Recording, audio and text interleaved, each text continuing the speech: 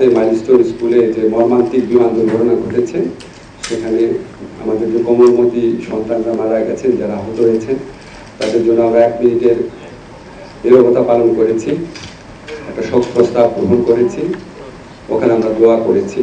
আজকে আমরা সিআরপিসি বা ফৌজদারি কার্যবিধি সংশোধন করেছি, অ্যামেন্ডমেন্ট করেছি। এই অ্যামেন্ডমেন্টটা কার্যকর হওয়ার পর থেকে যে গ্রেফতার করবে, যে পুলিশ অফিসার, তার ক্লিয়ার আইডেন্টিটি থাকতে হবে, তার নেম প্লেট থাকতে হবে, তার আইডি কার্ড থাকতে হবে।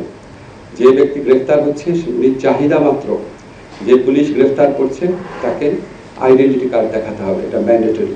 এরপর হচ্ছে তাকে যখন থানায় নিয়ে আসা হবে, যত দ্রুত সম্ভব গ্রেফতারকৃত ব্যক্তির পরিবার, বন্ধু বা লয়ারকে তার সাথে যোগাযোগ করে জানাতে হবে যে ওকে গ্রেফতার করেছে, আমরা এই কারণে গ্রেফতার করেছি, এই মামলায় গ্রেফতার করেছি, এবং গ্রেফতারকৃত ব্যক্তি এখানে আছেন। এবং কোনো অবস্থাতেই 12 ঘন্টার বেশি সময় নেওয়া যাবে না, এর মধ্যে জানাতেই হবে।